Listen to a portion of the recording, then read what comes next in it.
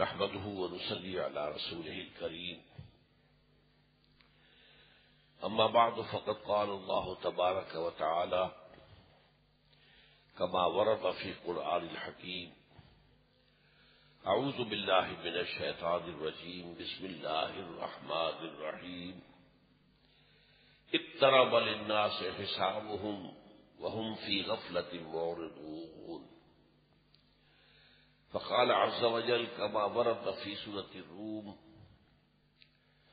ظهر الفساد في البر والبحر بما كسبت أيدي الناس ليذيقهم بعض الذي عملوا ولعلهم يرجعون. وقال عز وجل كما ورد في سورة الصف: هو الذي يريدون ليطفئوا نور الله بأفواههم والله متم نوره ولو كره الكافرون. هو الذي أرسل رسوله بالهدى ودين الحق ليظهره على الدين كله ولو كره المشركون. وقال جل وعلا كما ورد في سورة التوبة: يريدون أن يطفئوا نور الله بأفواههم ويأبى الله إلا أن يتم نوره ولو كره الكافرون. هو الذي أرسل رسوله بالهدى ودين الحق ليظهره على الدين كله ولو كره المشركون. صدق الله العظيم. رب اشرح لي صدري ويسر لي أمري واحلل عقدة من لساني يفقهوا قولي. اللهم ربنا ألهمنا رشدنا وأعذنا من شرور أنفسنا. اللهم أرنا الحق حقا وارزقنا اتباعه وأرنا الباطل باطلا وارزقنا اجتنابه. آمین یا رب العالمین. آج کے اس خطاب جمعہ کا عنوان کوئی اخباری اشتہار میں تو نہیں دیا گیا، البتہ آج کے جو حالات ہیں عمومی عالمی سطح پر، ان کا بھی ایک ایسا تصور سامنے آ جائے کہ جس سے ہر شخص یہ سمجھے کہ آج ہم کہاں کھڑے ہیں اور قافلہ انسانی کدھر جا رہا ہے، کیا اور حالات و واقعات پیش آنے والے ہیں اور ان تمام حالات و واقعات کا رخ کیا ہے۔ دیکھیے، ایک بات کو اچھی طرح سمجھ لیجیے کہ آج مغربی دنیا میں یہ بات عام ہو چکی ہے that we are living in end times. یہ اصل میں ہم اب آخری دور میں ہیں، نوع انسانی کے دنیا کی تاریخ کا آخری دور ہے جس میں ہم گزر رہے ہیں، یہ وہاں ہے۔ ہندوؤں کے ہاں بھی جو تصور ہے، ان کے ہاں مختلف ادوار شمار ہوئے ہیں، ان میں سے یہ آخری دور ہے جس میں نوع انسانی داخل ہو چکی ہے۔ ہمارے ہاں بھی کتب احادیث کے اندر آخری باب جو 4 آتے ہیں وہ در حقیقت انہی حالات پر مشتمل ہے۔ اب میں آپ کو ایک ہلکا سا اندازہ دینا چاہتا ہوں دلچسپی کے لیے۔ یہ میرے سامنے ایک لسٹ ہے، میرے ایک عزیز ہیں امریکہ میں، ان کا مطالعہ بہت وسیع ہے، بہت وسیع ہے۔ انہوں نے مجھے یہ فہرست مرتب کر کے دی تھی کہ مختلف علوم جو ہیں، مختلف سائنسز ہیں، فزکس ہے، کیمسٹری ہے، بایولوجی ہے، وغیرہ وغیرہ وغیرہ، ان سب کے بارے میں اب یہ کہا جا رہا ہے کہ وہ اب اپنی آخری انتہا کو پہنچ چکے، سفر ختم ہو گیا۔ آپ کو یاد ہوگا بہت مشہور کتاب ہے فوکویاما کی اینڈ آف ہسٹری، وہ تو بہت مشہور ہوئی ہے اس لیے کہ اس کا تعلق جو ہے جو اس وقت کے حالات ہیں دنیا کے اس سے ہے۔ 1974 میں کتاب آئی اینڈ آف فلاسفی، فلسفہ ختم ہو گیا، اور واقعہ یہ کہ فلسفہ ختم ہو چکا ہے۔ اس کے بعد ایک 1988 میں کتاب آئی ہے اینڈ آف آئیڈیالوجی، نظریات کا دور ختم ہو چکا ہے۔ میں ان کے جو مصنفین ہیں ان کے نام نہیں دے رہا ہے کہ وقت بہت لگ جائے گا، ہمارے پاس وقت محدود ہے۔ 1990 میں کتاب آئی دی اینڈ آف نیچر، 1991 میں کتاب آئی دی اینڈ آف ماڈرنٹی، یہ جدیدیت کا جو ایک سوال ہے ذہنوں کے اوپر جو قابوس جو ہے وہ ختم ہو رہا ہے۔ 92 میں کتاب آئی اینڈ آف ہسٹری، یہ ہے فرانسس فوکویاما کی جو بہت مشہور ہوئی کتاب۔ پھر آئی ہے 1994 میں اینڈ آف فزکس، 1995 میں اینڈ آف ایجوکیشن، 96 میں اینڈ آف سائنس، پھر 96 میں اینڈ آف ریلیجن، پھر 96 ہی میں اینڈ آف اکنامک مین، 96 ہی میں the end of the world, 97 میں دی اینڈ آف ایفلوئنسز، اور 1997 ہی میں and of certainty of time. اور اسی دور میں ہمارے ایک ساتھی نے کتاب لکھی اینڈ آف ڈیموکریسی۔ عابد اللہ جان ہمارے ایک ساتھی ہیں جو کچھ حالات خراب ہو گئے تھے، وہ فرنٹیئر سے تعلق تھا ان کا، تو ان کو پھر یہ ہے کہ اس ملک سے باہر جانا پڑا ہے اور وہ وہاں پر پناہ دے کر اب کینیڈا کے اندر مقیم ہیں۔ صحافی تھے، انہوں نے بعض ایسے بڑے بڑے افسروں، گورنروں اور وزراء کے راز فاش کیے جیسے آج کل ہو رہا ہے، جس طریقے سے انصار برنی صاحب ہیں یا کوئی اور صاحب ہیں، اور ظاہر بات ہے کہ جن کے راز وہ فاش کر رہے ہیں وہ تو ان کو زندہ نہیں دیکھنا چاہتے۔ ایک حیات اللہ صاحب نام کے صحافی سورج سرحد میں قتل بھی کر دیے گئے تھے، انہیں بھی دھمکیاں تھیں، چلے گئے۔ انہوں نے وہاں جا کر بہت سی کتابیں لکھی ہیں، جن میں سے ایک اہم کتاب یہ ہے اینڈ آف ڈیموکریسی، اور ایک اس سے بھی اہم تر کتاب جو ہے وہ ہمارے آج کے موضوع سے متعلق بھی ہے، افغانستان دی جینیسس آف لاسٹ کروسیڈ۔ یہ کئی سال پہلے وہ لکھ چکے ہیں کہ جنگ افغانستان جو ہے در حقیقت وہ آخری صلیبی جنگ کا نقطۂ آغاز ہے۔ بہرحال یہ میں نے چند باتیں آپ کو بتائی۔ آپ کو یاد ہوگا جو حضرات ٹی وی کی دنیا سے واقف ہیں کہ شاہد مسعود صاحب جو اب تو بہت مشہور ہو گئے ہیں، بہت معروف ہیں، اپنے میدان میں انہوں نے بہت بڑا نام بنایا ہے اپنا۔ ابتدا میں انہوں نے ایک میرا پروگرام کیا تھا اینڈ آف ٹائم کے حوالے سے، اس میں اصل گفتگو مجھ سے تھی، لیکن پھر انہوں نے اس میں اضافے کیے ہیں، بڑی محنت کی ہے، اور وہ جو ٹی وی کا پروگرام تھا اینڈ ٹائمز وہ مشہور ہوا تھا۔ بہرحال میں خاص طور پر آپ سے عرض کر رہا ہوں کہ حدیث کی کتابوں میں بھی 4 ابواب آتے ہیں کتابوں کے اواخر میں، اور یہ اس دور سے متعلق ہے۔ کتاب الفتن، کتاب الملاحم، کتاب اشراط الساعہ، کتاب علامات القیامہ، 4 فتنوں کا باب اور جنگوں کا باب اور قیامت کی علامتوں کا باب اور قیامت کی شرائط کا باب، اشراط الساعہ۔ اب یہ ابواب وہ ہیں جو حدیث کے جو مجموعے ہیں، صحیح بخاری ہے، صحیح مسلم، ان کے آخر میں آتے ہیں۔ ایک تو ہمارے ہاں عام طور پر لوگوں کو الرجی سی ہے، عام طور پر پروفیسیز یہ کیا ہے، یہ پیشن گوئیوں کی کیا اہمیت ہے، کیا حقیقت ہے، اور خاص طور پر حدیث کے حوالے سے جو سر سید احمد خان مرحوم سے ایک فتنہ شروع ہوا تھا اور اب بہت بڑا فتنہ بن چکا ہے، فتنہ انکار حدیث، اس کے اثرات بہت وسیع حلقے میں پھیلے ہیں۔ ایک تو وہ ہے کہ فی الواقع منکر حدیث ہو گئے اس معنی میں کہ وہ یہ سمجھتے ہیں کہ شریعت اسلامی جو ہے اس کی مستقل سورس صرف ایک ہے اور وہ قرآن ہے، سنت نہیں۔ یہ تو میں سمجھتا ہوں کہ جو لوگ اس رائے پر پہنچ چکے ہیں وہ دائرہ اسلام سے خارج ہے۔ اس لیے شریعت کی 2 بنیادی جو اساسات ہیں ان میں ایک کتاب اللہ اور دوسرے سنت رسول اللہ صلی اللہ علیہ وسلم، ان میں سے ایک کی نفی جو ہے اسلام کی نفی ہے۔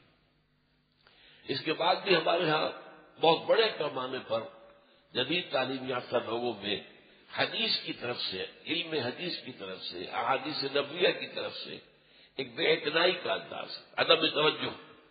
بھائی قرآن کی بات کرو، آپ حدیث وغیرہ کی بات چھوڑیے، حالانکہ یہ در حقیقت ایک بہت بڑی محرومی ہے، بہت بڑی محرومی ہے، بہت بڑی محرومی ہے۔ اور خاص طور پر ان احادیث کے اندر یہ پیشین گوئیاں، اب سوال یہ پیدا ہوتا ہے کہ پیشین گوئی جو ہے وہ تو مذہب کی جڑ اور بنیاد ہے، آخر یہ بھی تو پیشین گوئی ہے کہ قیامت واقع ہوگی، پیشین گوئی ہے، قیامت کے حالات و واقعات کیا ہوں گے، پہاڑ جو ہے روئی کے گالوں کی طرح ہو جائیں گے. تم دیکھتے ہو کہ جامد ہے وہی تبر و برہ صحاب، وہ تو ایسے چلیں گے جیسے کہ بادل چلتے ہیں. انسان جو ہے وہ پتنگوں کے بادل ہو جائیں گے. یہ ساری چیزیں ہیں کہ نہیں ہے؟ بہت بڑا زلزلہ آئے گا. یا ایھا الناس اتقوا ربکم ان زلزلۃ الساعۃ شیء عظیم. عظیم زلزلہ، زمین کانپے گی، ایسا کانپے گی، لرزے گی. تو یہ سب کچھ جو ہے یہ سب بھی تو آخر پیشن گوئیاں ہیں. پھر باعث بادل موت، یہ بھی تو پیشن گوئی ہے کہ تم مرنے کے بعد پھر یہ اٹھائے جاؤ گے، یہ بھی پیشن گوئی ہے. پھر حساب کتاب ہے، جنت اور دوزخ کے فیصلے، یہ سب پیشن گوئی ہے. یہ ہماری نگاہوں کے سامنے کے معاملات تو نہیں. اس اعتبار سے اس پیشن گوئی کے لفظ سے الرجک جو ہے فیل کرنا یہ درست نہیں ہے. ہمارے تو دین کی جڑ بنیاد ہے. یا ایھا المدثر قم فانذر، اے لحاظ میں لپٹ کر لیٹنے والے صلی اللہ علیہ وسلم، اب کھڑے ہو جاؤ، کمر بستہ ہو جاؤ اور لوگوں کو خبردار کرو. خبردار کرو. یہ زندگی یہی زندگی نہیں ہے کہ بس کھاؤ پیو عیش کرو اور بس مر گئے، ختم ہو گئے اور بابر بحث کوش کے عالم دوبارہ نہیں. مرنے کے بعد پھر ایک اور زندگی ہوگی. اس زندگی کا آغاز یوم قیامت سے ہوگا، حساب کتاب ہوگا. یہ تو دین کی جڑ بنیاد ہے، نقطۂ آغاز ہے. قم فانذر، کھڑے ہو جائیے اور کمر بستہ ہو کر لوگوں کو خبردار کیجیے. تو اس اعتبار سے میں کہہ رہا ہوں قرآن مجید میں ایک اور مثال موجود ہے. ایک عظیم پیشن گوئی کی گئی سورہ روم میں، غلبت الروم فی ادنی الارض وهم من بعد غلبهم سیغلبون. رومیوں کو شکست ہو گئی، رومی مغلوب ہو گئے قریب کی سرزمین میں. یہ آپ کو معلوم ہے کہ قریب کی سرزمین شام اور عراق، یہ جزیرہ نما عرب کے ساتھ مریخ ہیں. اور وہاں پر ہیرکلیس جو تھا، ہرقل اعظم، اسے ایرانیوں کے ہاتھوں بڑی شکست ہوئی. یہ جو ہے 614 کا واقعہ ہے، 614 عیسوی کا. ابھی حضور پر وحی کے آغاز کو 4 برس گزرے تھے. لیکن عام طور پر چونکہ یہ سمجھا جاتا تھا رومی عیسائی ہیں، عیسائیوں کا ذکر تو قرآن میں ہے، عیسیٰ کا ذکر ہے، گویا کہ وہ اہل ایمان سے قریب تر ہیں. اور جو ایرانی تھے وہ آتش پرست تھے، وہ گویا کہ مشرکین کے قریب تر تھے. تو بغلے بجائی مکے کے جو قریشی سردار تھے کہ دیکھو مسلمانوں، وہ تمہارے ساتھی جو ہے وہ مار کھا گئے، شکست ہو گئی ان کی، اور جو ہمارے ساتھی ہیں، ہمارے ہم خیال ہیں، ان کو فتح ہو گئی. اس وقت یہ آیت اتری، غلبت الروم فی ادنی الارض وهم من بعد غلبهم سیغلبون. یہ مغلوب تو ہو گئے رومی، اس میں کوئی شک نہیں ہے، لیکن مغلوبیت کے بعد تو وہ دوبارہ غالب آئیں گے. اس پر حضرت ابوبکر نے شرط بھی کر دی ایک کافر سے. بہرحال وہ لمبی بات نہیں بتانا چاہتا میں، لیکن پھر وہ پیشن گوئی ایسی صحیح ثابت ہوئی کہ 9 سال کے اندر 623 عیسوی کے اندر 622 عیسوی کے اندر وہ جو ہے دوبارہ شکست ہوئی ہے ایرانیوں کو، اور ہیرکلیس نے بہت بڑی فتح حاصل کی. اور اس میں یہ بھی تھے پیشن گوئی میں، وَيَوْمَئِذٍ يَفْرَحُ الْمُؤْمِنُونَ، اس دن اہل ایمان کو بھی بہت خوشی نصیب ہوگی، اس لیے کہ اسی دن غزوہ بدر میں مسلمانوں کو فتح حاصل ہوئی. تو نہ صرف یہ کہ رومی جو عیسائی تھے ان کو فتح حاصل ہوئی، بلکہ مسلمانوں کو بھی میدان بدر میں فتح حاصل ہوئی. اس اعتبار سے تو کتاب الملاحم کے بارے میں میں اس وقت کچھ عرض کروں گا.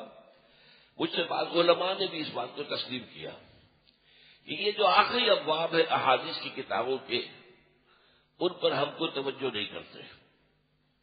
ہماری ساری دلچسپی ہوتی ہے فقہی معاملات سے، جن میں کہ اختلافات ہوتے ہیں. شافعی کی یہ رائے ہے، ابو حنیفہ کی یہ رائے ہے، امام مالک کی یہ رائے ہے. تو ساری بحثیں اسی میں لگی رہتی ہیں کہ امام ابو حنیفہ کی رائے جو ہے وہ صحیح ہے، امام شافعی کی رائے غلط ہے. اس لیے اوپر ساری بحث سارا تو حدیث کی کتابوں کے ابتدائی ابواب ہے جو کہ فقہی طرز پر ہے، تو وہاں پر سارا زور صرف ہو جاتا ہے، ساری قوت لگ جاتی ہے، سارا وقت ختم ہو جاتا ہے. بعد میں تو ہم ایسے ہی ذرا صرف یہ کہ بھرتی کے لیے دورے کی شکل میں بقیہ بات میں پڑھتے ہیں، اس لیے ہماری خاص دلچسپیاں نہیں ہیں۔ یہ جو کتاب الملاحم ہے، اس سے معلوم ہوتا ہے قیامت کے قریب بہت بڑی بڑی جنگیں ہوں گی، اور ان جنگوں کے دو ادوار ہوں گے۔ پہلے دور میں مسلمانوں کو بڑی زبردست ہزیمتیں ہوں گی، زبردست شکستیں ہوں گی، جانی اور مالی نقصان ہوگا، اور یوں سمجھیے کہ تقریباً پورا مڈل ایسٹ جو ہے، مڈل ایسٹ وہ مسلمانوں کے ہاتھوں سے نکل جائے گا۔ یہ ہے ان مراحل کی یہ پہلے دور کی بات۔ لیکن اس کے کچھ عرصے کے بعد پھر پانسا پلٹ جائے گا، ٹیبلز ول بی ٹرنڈ، اور اب مسلمانوں کو فتح ہونی شروع ہوگی اور صورتحال بدلے گی، یہاں تک کہ پھر غلبہ مسلمانوں کو حاصل ہو جائے گا۔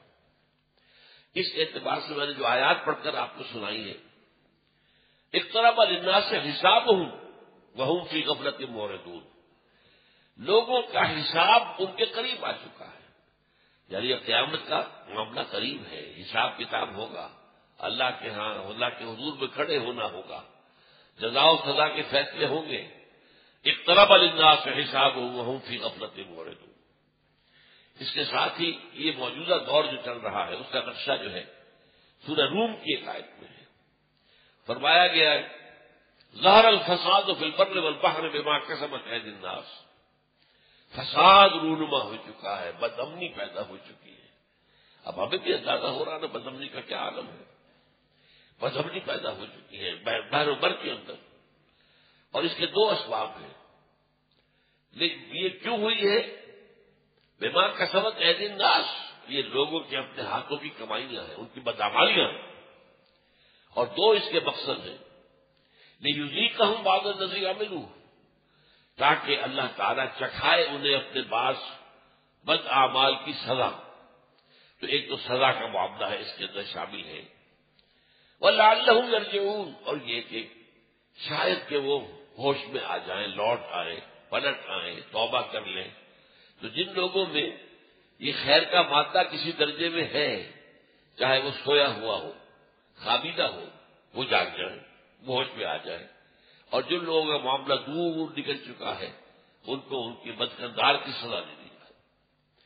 پھر میں نے دو مقامات سے آپ کو دو دو آیات سنائی ہیں، یہ سورہ توبہ میں بھی اور سورہ صف میں بھی ہم مضمون آیتیں ہیں، اور یہ آیتیں میری تقاریر کے اندر بہت مرتبہ ان کا تذکرہ ہوا ہے، آپ نے بھی بہت دفعہ سنا ہوگا۔ پہلی آیت میں ذرا سا لفظی فرق ہے دونوں جگہ پر، یریدون لیطفئوا نور اللہ بافواہہم واللہ متم نورہ ولو کرہ الکافرون، یہ لوگ چاہتے ہیں کہ اللہ کے نور کو اپنی منہ کی پھونکوں سے بجھا دیں، حالانکہ اللہ کا فیصلہ یہ ہے کہ وہ اپنے نور کا اتمام فرما کر رہے گا، چاہے کافروں کو کتنا ہی ناپسند ہو۔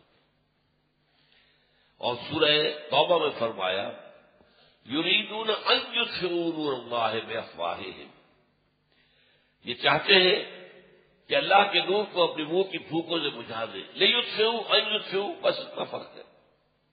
وَيَأْبَى اللَّهُ إِلَّا أَن يُتِمَّ نُورَهُ، اور اللہ کو ہرگز منظور نہیں ہے مگر یہ کہ اپنے نور کا اتمام فرمائے گا، وَلَوْ كَرِهَ الْكَافِرُونَ، چاہے یہ کافروں کو کتنا ہی ناگوار۔ پھر دونوں مقامات پر اگلی آیت بالکل ایک ہی ہے، اس میں ایک شوشے کا بھی فرق نہیں۔ هُوَ الَّذِي أَرْسَلَ رَسُولَهُ بِالْهُدَىٰ وَدِينِ الْحَقِّ لِيُظْهِرَهُ عَلَى الدِّينِ كُلِّهِ، وہی اللہ جس نے بھیجا اپنے رسول کو صلی اللہ علیہ وسلم الہدا، قرآن حکیم دے کر، اور دین حق، سچا دین، سچا نظام، عادلانہ، منصفانہ، کس لیے؟ تاکہ غالب کرے اسے پورے کے پورے نظام زندگی پر۔ وَلَوْ كَرِهَ الْمُشْرِكُونَ، چاہے یہ مشرکوں کتنا ہی ناگوار۔ یہی بات ہے جو علامہ اقبال نے کہی کہ یہ جو کشمکش ہے حق و باطل کی، ستیزہ کار رہا ہے ازل سے تائب روس، چراغ مصطفی سے شرار مولابی، لیکن یہ جو جنگ ہوتی رہی ہے خیر اور شر کے مابین، کبھی وہ موسیٰ اور فرعون کا معاملہ تھا، کبھی وہ ابراہیم اور نمرود کا معاملہ تھا، اور کبھی اور شیطانی قوت کا کسی اور اللہ تعالیٰ کے نبی کے ساتھ معاملہ تھا، لیکن اس کا آخری دور آ گیا ہے، وہی جو میں نے کہا اینڈ ٹائمز، اس اینڈ ٹائم کے بارے میں اقبال کہتا ہے کہ دنیا کو ہے پھر مار کے روح و بدن پیش، تہذیب نے پھر اپنے درندوں کو ابھارا، اللہ کو پامر دیے مومن کو بھروسہ، ابلیس کو یورپ کی مشینوں کا سہارا۔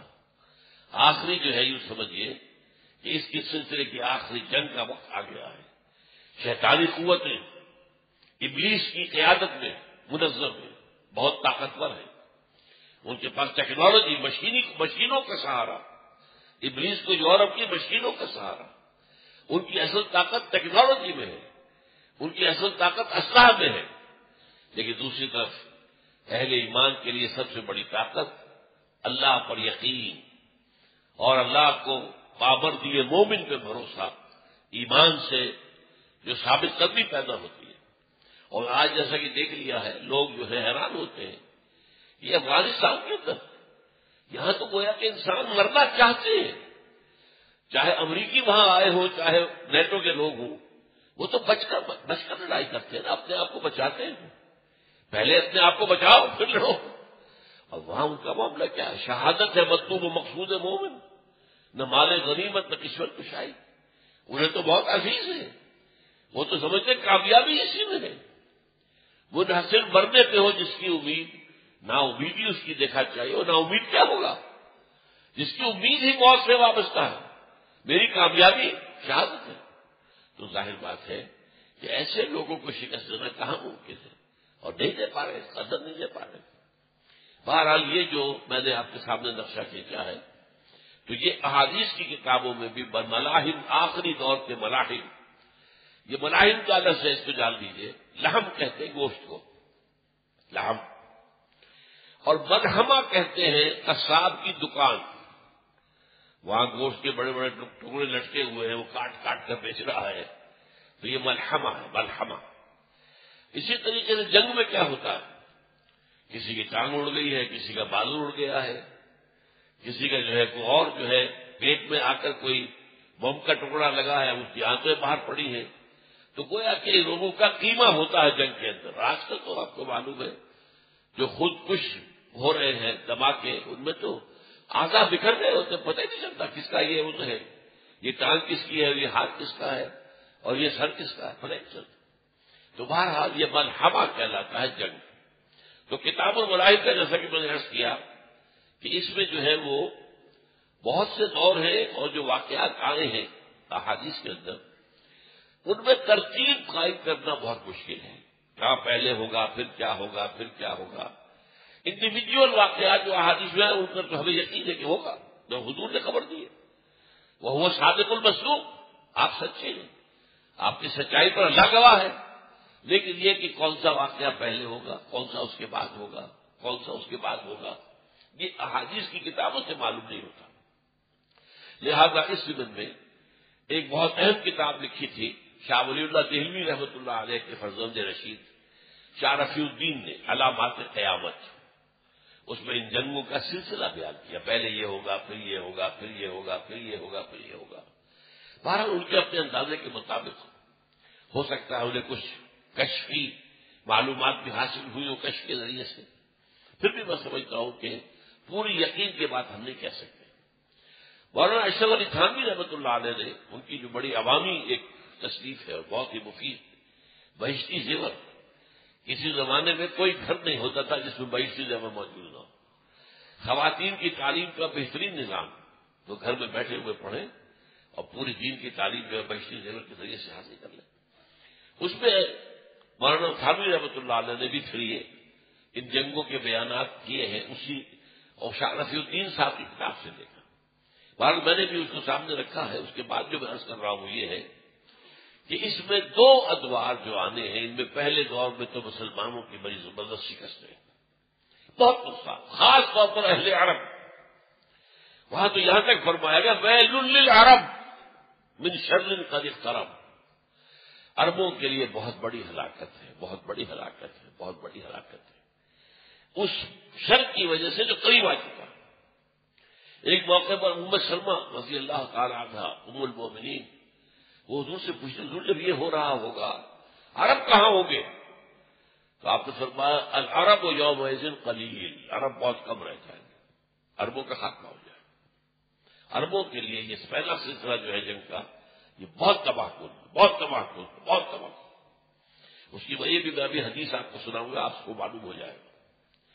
جو فتنہ اس وقت سب سے بڑا ہے، فتنہ مال، وہ عالم اسلام میں سب سے بڑھ کر جو ہے عربوں میں ہے۔ سعودی عرب کی دیکھیے، عیاشیاں دیکھیے، ان کے گلچھنے دیکھیے، اور وہ ذرا فنڈامنٹلسٹ ملک شمار ہوتا تھا عربوں کے اندر، اب کو ایجوکیشن کی جو ہے یونیورسٹی وہاں قائم ہو رہی ہے۔ یہ شاہ عبداللہ سب سے آگے نکل گیا۔ ہم تو فہد کو سمجھتے تھے کہ یہ ختم ہوگی اس کی حکومت تو عبداللہ شاید کو بہتر کام کرے گا، یہ تو بہت آگے نکل گیا۔ امریکوں کے سامنے فہد کا شاید رکوع میں تھا، یہ تو سجدے میں گر گیا، اور اس پر ایک عالم دین نے اگر احتجاج کیا تو اسے فوراً وہاں سے نکال دیا گیا، برخاست کر دیا گیا۔ یہ ہو رہا ہے۔ اب وہ معاملہ جو ہے، جو مارکیٹس کے اندر متبوں کو داخلے کی اجازت نہیں ہے، یہ جو پہلے ان کے ہوتے تھے کہ لوگوں کو روکتے تھے، عورتوں کو روکتے تھے بے پردہ کیوں ہو، اور لوگ نماز کیا پڑھنے کیوں نہیں گئے، نہیں بس باہر کا مارکیٹ کے اندر داخل نہیں ہو سکتے۔ بہت برا حال ہے، بہت برا حال ہے۔ اور ایک حدیث جو حدیث جبرائیل مشہور ہے، بہت مشہور ہے، اس میں جب پوچھا حضرت جبرائیل نے حضور سے کہ مجھے قیامت کے بارے میں بتائیے، آپ نے فرمایا کہ قیامت کے بارے میں تو جو کچھ تمہیں معلوم ہے وہی میں جانتا ہوں، بل مسئول عنہا بعلم من السائل، جس سے سوال کیا جا رہا ہے وہ سوال کرنے والے سے زیادہ نہیں جانتا۔ تو حضرت جبرائیل پھر عرض کرتے ہیں اخبرنی عن امارات، مجھے اس کی کچھ علامتیں بتائیے۔ تو حضور نے 2 علامتیں بتائی۔ اذا طلعت الامۃ ربتها ورأيتم، ایک تو پہلی علامت کیا ہے، لونڈی اپنی مالکہ کو جنے گی۔ کیا مطلب ہے اس کا؟ بیٹیاں اتنی سرکش ہو جائیں گی کہ مائیں ڈریں گی ان سے، وہ گویا کہ ماؤں پر حاکم ہو جائے گی۔ بیٹی کو ذرا روک دوں ٹوک دوں، پتہ نہیں یہ کیا بک دے گی منہ سے، کیا کہہ دے گی، لہذا خاموش ہو بہتر ہے۔ دنیا میں پہلے کیا ہوتا تھا کہ اولاد جو ہے والدین کے سامنے سرکابی نہیں کرتی تھی، اور اولاد میں سے خاتون بیٹیاں تو بہت ہی سمجھیے کہ فرما بردار، بہت ہی والدین کے سامنے جو ہے جھک جانے والی، لیکن معلوم ہوگا کہ بیٹیاں جو ہیں وہ مالکائیں بن جائیں گی، اور مائیں جو ہیں وہ ان کی کنیزیں بن جائیں گی۔ یہ حال ہو جائے گا سرکشی کا۔ اسی طریقے سے فرمایا تم دیکھو گے کہ وہ لوگ جو بھوکے رہتے تھے، ننگے رہتے تھے، لباس نہیں تھا، جوتیاں نہیں تھی، کھانے کو کچھ نہیں تھا، وہ اونچی سے اونچی عمارتیں بنانے میں مقابلہ کرے گے ایک دوسرے کا۔ آج کیا ہو رہا؟ 7 اسٹار ہوٹل دبئی میں، دبئی ٹاور، برج دبئی دنیا کی سب سے اونچی عمارت بن رہی ہے۔ اس سے پہلے اور یہ کہ اب جو سعودی عرب میں عمارت بننے جا رہی ہے وہ اس سے کہیں اونچی ہے، وہ مقابلہ کر رہے ہیں۔ یہ دبئی جو ہے چڑیا سی، یہ کیا ہے، اس کی حیثیت کیا، یہ ہم سے آگے نکل گیا، لہذا ہم کریں گے، اب ہو رہا ہے۔ تو یہ جو ہے صورتحال، یہ سب سے زیادہ یہ 2 چیزیں جو ہے یہ آپ کو عربوں میں نظر آئیں گی۔ بہرحال میں جیسا کیس کر رہا تھا کہ ایک ہوتی ہے جنگ، ایک ہوتی ہے لڑائیاں۔ اب پہلی جنگ عظیم کئی سال چلی ہے، لیکن اس میں وہ مستقل جو لڑائیاں ہوتی تھیں، بیٹلز، ایک ہے وار تو کئی سال لمبی چل رہی ہے، اس میں بیٹلز مختلف ہوتی ہیں جن میں سے کسی کی بہت اہمیت ہوتی ہے۔ تو جو جنگیں ہو رہی ہیں ملاحم، ان میں بعض بیٹلز جو ہے وہ بہت اہم ہوں گی۔ پہلے دور کی ایک جنگ کے بارے میں حضور کے الفاظ کیا ہیں؟ حضرت معاذ بن جبل رضی اللہ تعالیٰ عنہ سے مروی روایات ہیں، ان میں سے ایک میں جو سنن ابی داؤد میں بھی ہے اور جامع ترمذی میں بھی ہے، حضور نے اس جنگ کو قرار دیا الملحمۃ العظمیٰ۔ یہ عظمیٰ کیا ہے؟ اعظم کا مؤنث ہے، اعظم سب سے بڑا، عظمیٰ سب سے بڑی، کیونکہ یہ حرف جو ہے الملحمہ یہ مؤنث ہے، لہذا اس کے لیے مؤنث صفت آئی ہے الملحمۃ العظمیٰ۔ اور ایک دوسری حدیث جو حضرت معاذ بن جبل ہی سے ہے، یہ کہ سنن ابن ماجہ میں ہے، اس میں کہا گیا الملحمۃ الکبریٰ، اکبر سب سے بڑا اور کبریٰ سب سے بڑی، خدیجہ الکبریٰ رضی اللہ تعالی عنہا، جو کہ ازواج مطہرات میں سب سے زیادہ پہلی آپ کی زوجہ محترمہ جو ہے ان کو کبریٰ کہا گیا۔ صدیق اکبر سب سے بڑے صدیق، اور الصدیقۃ الکبریٰ یہ حضرت خدیجہ الکبریٰ رضی اللہ تعالیٰ عنہ۔ اس جنگ کے بارے میں حضور نے فرمایا صلی اللہ علیہ وسلم، عیسائی اے مسلمانوں، اور یہاں ایک بات نوٹ کر لیجئے، جس وقت حضور خطاب کر رہے ہیں اس وقت مسلمان کون تھے؟ صرف عرب تھے۔ ابھی تو ایرانی بھی نہیں آئے، ابھی تو ہندی بھی نہیں آئے، ابھی افریقہ کے لوگ بھی نہیں آئے، ابھی ترک بھی نہیں آئے، تو ابھی تو عرب ہی تھے نا۔ صحابہ کرام حضور کے دور تک تو صرف عربی میں اسلام غالب ہوا ہے۔ تو فرمایا اس میں کہ 80 علم لے کر عیسائی تم پر حملہ آور ہوں گے، اور ہر علم کے نیچے 12,000 فوج ہوگی، یعنی 9,60,000 فوج کے ساتھ عیسائی تم پر حملہ آور ہوں گے۔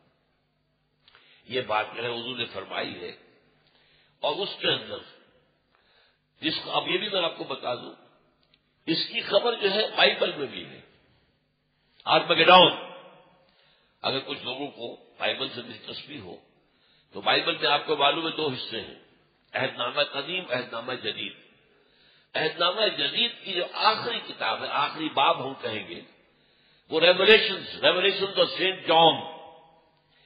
حضرت مسیح علیہ السلام کے ایک حواری تھے یوحنا، جان۔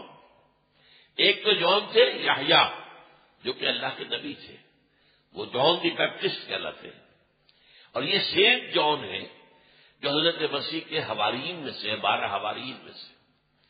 انہوں نے جو اپنے مکاشفات ہیں، انہیں کچھ جو مستقبل کی کچھ چیزیں دکھائی ہیں اللہ تعالیٰ نے، تو ان کے اوپر کتاب مبنی ہے ریولیشنز آف سینٹ جان۔ اس میں ذکر ہے ایک بہت بڑی جنگ ہوگی جس کا نام ہے آرمگیڈون، اور اس کے اندر بے شمار جو ہے ہلاکتیں ہوگی۔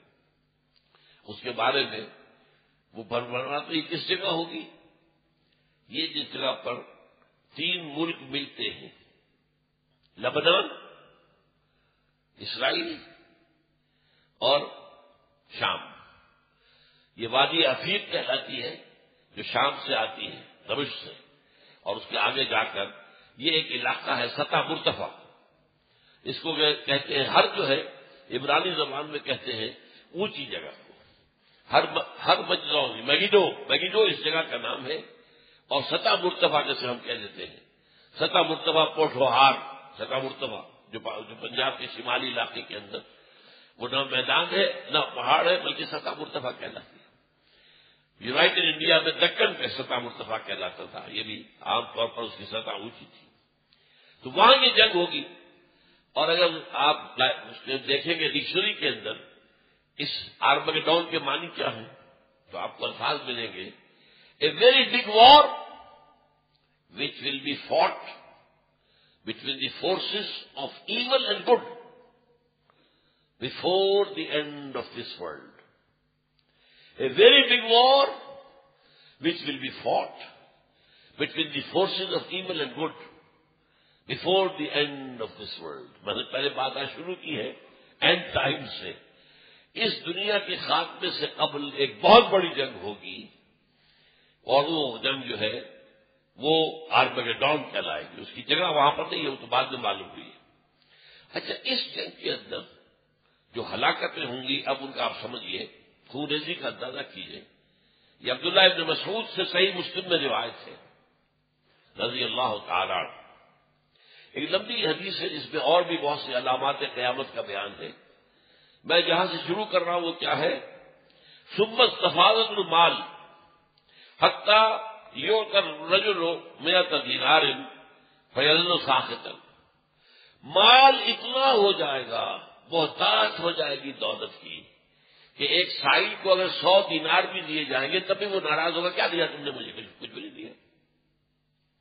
یہ نقشہ آج آپ عرب ممالک میں جا کر دیکھ لیجیے، پانی کی طرح بہتا ہوا دولت۔ ثم استفاضت المال حتی یؤتی الرجل 100 دینار فیظل ساخطا ثم فتنة لا يبقى بیت من العرب الا دخلته۔ پھر ایک ایسا فتنہ آئے گا، عرب کا کوئی گھر نہیں بچے گا جس میں وہ داخل نہ ہو جائے۔ آج وہ فتنہ ٹی وی کے ذریعے سے، مغربی تہذیب کے ذریعے سے، اوپر تھوڑا سا پردہ ہوتا ہے، انہوں نے گھر سے نکلتے ہوئے یا ملک سے باہر نکلتے ہوئے وہ عبایا سے اپنے اوپر لے لیتی ہیں، قانون بنا رکھا ہے حکومت، اب وہ بھی ختم ہو جائے گا، تیزی کے ساتھ ختم ہو رہا ہے۔ اب تو ایبسلیوٹلی امریکن اسٹائل کے نئے شہر آباد کیے جا رہے ہیں، امریکن، ایبسلیوٹلی امریکن، وہی تہذیب، وہی تمدن، وہی تعلیم، یہ ہو رہا ہے، اور بڑی تیزی کے ساتھ سعودی عرب جو ہے اس میں جا رہا ہے۔ فرمایا کہ پھر یہ ایسا فتنہ ہوگا جو عرب کے گھر گھر کے اندر کوئی گھر نہیں بچے گا جس میں داخل نہ ہو، اور ہے اس لیے پہلے زمانے میں ظاہر بات ہے کوئی کوٹھے ہوتے تھے، ناچ گانے جا کے کوئی جا کے دیکھے وہاں پر، اب تو گھر گھر کوٹھا ہے، گھر گھر جو ہے آپ دیکھیے کہ بے حجابی اڑیانی جو dances, Indian dances, Bollywood جو ہے وہ تو ہالی ووڈ کو بہت پیچھے چھوڑ گیا، یہ یورپین کو تو ناچ کرنا آتا ہی نہیں، ناچ تو انڈیا کا کام ہے، اس لیے کہ انڈیا جو ہے اس میں تو مذہب کے اندر ناچ شامل ہے، ناچ گانا جو ہے ہندو مذہب کا حصہ، ہندو کلچر کا حصہ، ہندو تہذیب کا حصہ، ان لوگوں کو کہاں تھا وہ جو کچھ ہو رہا ہے۔ اسی لیے آپ کو معلوم ہے امریکہ کے اندر انڈین فلمز کتنی پاپولر ہیں، پورے عالم عرب کے اندر کس قدر پاپولر ہے انڈین فلمز، آپ کو اندازہ ہے اس کا۔ تو یہ سارا جو ہو رہا ہے یہ فتنہ وہ تو گھر کے اندر داخل ہو چکا ہے، اب یہ کہ اس کے لیے کہیں اور جانے کی ضرورت نہیں ہے، وہ سارا کا سارا گھر میں موجود ہے۔ ثم ہدنۃ، پھر ایک صلح کا دور آئے گا، یہ دور ہے جو اس وقت گزر رہا ہے۔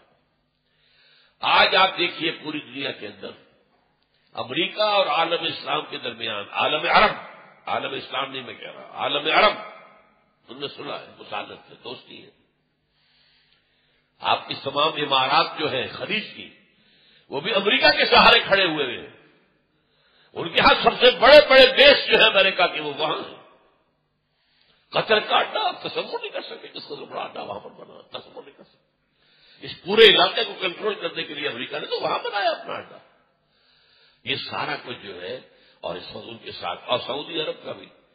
حال ہی میں نے ایک کتاب پڑھی ہے، کنفیشنز آف این اکنامک ہٹ مین، جان پرکنز کی کتاب ہے، اتنی موٹی کتاب ہے، اس سے میری آنکھیں کھل گئی۔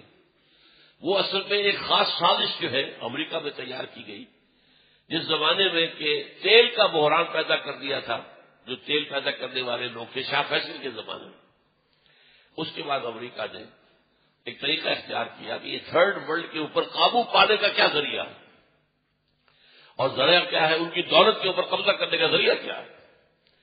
ذریعہ یہ ہے کہ کچھ لوگوں کو خاص طور پر ٹرین کرو، وہ ان ملکوں میں جائیں، انہیں سبز باغ دکھائیں، تم یہ کر لو تو یہ ہو جائے گا، یہ کر لو تو یہ ہو جائے گا۔ ارے یہ کیا تم ایئرپورٹ دیے بیٹھے، بڑی ایئرپورٹ بناؤ تاکہ پوری دنیا کے جہاز آئیں گے، تمہاری آمدنی ہوگی۔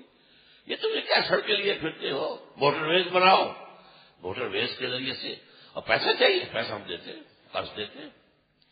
یہ سب باغ دکھا کے IMF کے جھنڈے کے نیچے لے آؤ، اس کے شکنجے میں کس کرو ان کو۔ اس کے بعد ظاہر بات ہے کہ وہ سب باغ تو سب باغ رہ جائیں گے، وہ سارا کوئی ریٹرن ہوگا نہیں، لیکن یہ ہمارے قبضے میں آ جائیں گے۔ IMF کے شکنجے میں آ گئے، ہمارے قبضے میں۔ اس کے بعد ہم حکم دیں گے اب یہ کرو، اب بجلی کی قیمت اتنی اور بڑھاؤ، اب بجلی کی قیمت اتنی اور بڑھ رہی ہے، دن بدن بڑھ۔ کس کا حکم ہے؟ یہ ہماری حکومت کا حکم تو نہیں، یہ تو IMF کا حکم آتا۔ اتنے % اور بڑھاؤ، تیل کی قیمت اور بڑھاؤ، یہ سب کچھ کہاں سے ہو رہا ہے؟ اس لیے کہ ہم تو ان کا حکم ماننے پر مجبور ہیں، ہم ان کے شکنجے میں آ چکے ہیں۔ تو اکنامک ہٹ میں ہٹ کرنا، جا کر ان قوموں کو، ان ملکوں کو ہٹ کرنا، اور اس کا اسپیشلائزیشن، بڑی بڑی تنخواہیں دے کر ان کو بھیجا گیا ہے۔ اور میں حیران ہوا ہوں اس کتاب سے، جو ریولیشن مجھے ہوئی ہے، یوں سمجھیے کہ سعودی عرب سے جو معاہدہ ہو چکا ہے امریکہ کا، وہ کیا ہے؟ سعودی عرب کبھی بھی اپنے تیل کی قیمت امریکہ کی اجازت کے بغیر نہیں بڑھائے گا، نمبر 1۔ دوسرے بڑھا بھی دے تب بھی نہیں بڑھائے گا۔ نمبر 2، جو تیل یہاں سے لے کر جائے گا امریکہ، اس کے پیسے بھی وہیں پہ جمع ہوں گے، اور اس کے اوپر جو سود آئے گا، اس سود کو وہاں پر جمع کر دیا جائے گا، تاکہ اگر امریکہ کو کسی وقت سعودی عرب کی فوجی مدد کرنی پڑے تو وہاں سے خرچہ لے ہو۔ اس لیے کہ بادشاہ کو بچانا آسان کام تو نہیں ہے، ادھر تو ایران بیٹھا ہوا ہے بہت بڑا، یوں سمجھیے کہ خطرہ، ایران تو عرب ممالک کے لیے بہت بڑا خطرہ ہے، اور اس کے لیے بچانا جو ہے وہ وہاں پہ پیسہ لگے گا. اور جو بھی اب وہاں پر سعودی عرب میں جو بھی پروجیکٹ بنیں گے ترقی کے، ان کا نقشہ امریکہ میں بنے گا، اس کے کنٹریکٹر امریکہ سے آئیں گے، اس کے آرکیٹیکٹ وہاں سے آئیں گے، اس کے مینیجر وہاں سے آئیں گے، ان کی قیمتیں بھی وہاں دی جائیں گی، ان کی تنخواہیں وہاں دی جائیں گی. یہ صورت حال ہے. شکنجے میں وہ سعودی عرب شکنجے میں. نتیجہ کیا ہے؟ تمہاری خاندانی بادشاہت کا نظام قائم رہے گا، یہ ہم گارنٹی کرتے ہیں. ہماری غلامی میں دے دو اپنے آپ کو، پھر تمہاری بچت ہی بچت. بہرحال یہ ہے اس وقت جو دنیا میں ہو رہا ہے. تو میں بتا رہا تھا آپ کو، حضرت عبداللہ ابن مسعود بتاتے ہیں کہ پھر ایک امن کا دور آئے گا جو اس وقت ہے. تمام عالم عرب، کوئی جھگڑا اگر ہے بھی تھوڑا بہت تو غیر عرب ممالک سے ہے. معاملہ جو ہے وہ عرب کو گویا کہ پوری طریقے سے وہ امریکہ کی جھولی کے اندر. اس کے بعد کیا آئے گا؟ ثم تکون بینکم و بین بنی الاسفر فیغدرون. پھر ایک وقت آئے گا کہ وہ بے وفائی کریں گے، اپنے معاہدے کی خلاف ورزی کریں گے، اور اس کے بعد فیاتونکم، تم پر حملہ آور ہوں گے، تحت 80 غایتن، 80 جھنڈے لے کر، تحت کل غایتن 12 الفا، ہر جھنڈے کے نیچے 12,000 فوج ہوگی. یہ صحیح مسلم کی روایت ہے، صحیح بخاری کی روایت ہے، نوٹ کر دیجئے. یہ کسی دوسرے درجے یا تیسرے درجے کی کتاب نہیں ہے، صحیح بخاری کی روایت ہے. یہ ہے جس کی تیاری ہو رہی ہے. اور اس وقت میں بات کروں آپ کے سامنے، اس جنگ کا اصل میدان جو ہے وہ تو ہوگا مڈل ایسٹ. اس کی وجہ ابھی بعد میں بتا دوں گا میں آپ کو اس کا اصل ہدف کیا ہے. لیکن یہ کہ اس کی تمہید ہے جو افغانستان اور پاکستان میں ہو رہی ہے، یہ اس جنگ کی تمہید ہے. لیکن اصل مارکا ہونا ہے ابھی، وہ مڈل ایسٹ میں ہونا ہے، وہ تو ہونا ہے. اور اس میں تیسری بات یہ کہ اصل جنگ عیسائی کریں گے ہمارے خلاف، یہودی نہیں آئیں گے. لیکن پیچھے بیٹھ کر پلاننگ ساری یہودیوں کی ہوگی. یہ 2 دفعہ نقشہ ہم دیکھ چکے ہیں. 91 کی جنگ تھی عراق کی، یہودی سامنے نہیں آیا. امریکہ نے ان سے خاص طور پر کہہ دیا تھا تم مت آنا آگے، تم اگر آؤ گے تو یہ عربوں کے ساتھ جو ہمارا اتحاد ہے وہ ختم ہو جائے گا. لہٰذا تم بیٹھے رہو، تمہاری ضمانت ہم دیتے ہیں. تمہیں اگر صدام حسین کے وہ جو اسکڈ میزائل سے ان کا خطرہ ہے تو پیٹریوٹ میزائل ہم تمہیں دے دیتے ہیں. ادھر سے میزائل آئے گا، ادھر سے تمہارا میزائل جا کر فضا میں ختم کر دے گا، تمہیں کوئی خطرہ ہی نہیں. یہ اسکڈ میزائل کا نام سنا ہوگا آپ نے. اس وقت صدام کے پاس ہے، اسے اپنا بڑا غرہ تھا اس پر، اور اسی کی بنیاد پر اس نے ہمت کی تھی کہ کھڑا ہو گیا تھا جنگ کرنے کے لیے. لیکن یہ کہ اس اسکڈ میزائل کا جواب پیٹریوٹ آ گیا اور بیکار ہو گیا، کوئی حیثیت ہی نہیں. جیسے افغان جنگ کے اندر یہ لائے تھے سنگر میزائل، اس سے پہلے کسی نے نام نہیں سنا تھا سنگر میزائل کس بلا کا نام ہے. اس لیے کہ میزائل تو جاتا سیدھا، یا تو نشانے پر لگ گیا تو کامیاب بن گیا. لیکن یہ سنگر میزائل کیا تھا؟ یہ اپنے ٹارگیٹ کو فالو کرتا تھا. ٹارگیٹ ادھر مڑ گیا تو وہ بھی مڑ جائے گا، ٹارگیٹ ادھر مڑ گیا تو وہ بھی ادھر جا کر ہٹ کرے گا. یہ تبھی تو روس بھاگا ہے. روس ہرگز نہ بھاگتا افغانستان سے سنگر میزائل جو ہے وہ افغان مجاہدین کو نہ چلیا جاتا. اس لیے ان کی سب سے بڑی طاقت وہاں پر جو تھی وہ ان کے جو ہیلی کاپٹر تھے وہ تھے. اس لیے کہ وہ تو پہاڑی علاقہ ہے، وہاں ٹینک کہاں لے کے جائیں گے؟ ٹینک تو وادی کے اندر ہی چل سکتا ہے، پہاڑوں میں تو چڑھ سکتا. لہذا وہ جو ہے چھپے ہوئے ہیں پہاڑوں کے اندر، وہ وہاں پر اپنی جو ہے غاروں کے اندر بیٹھے ہوئے ہیں. تو یہ جاتے تھے ہیلی کاپٹر بھی کرتے تھے ان غاروں کو ٹارگیٹ.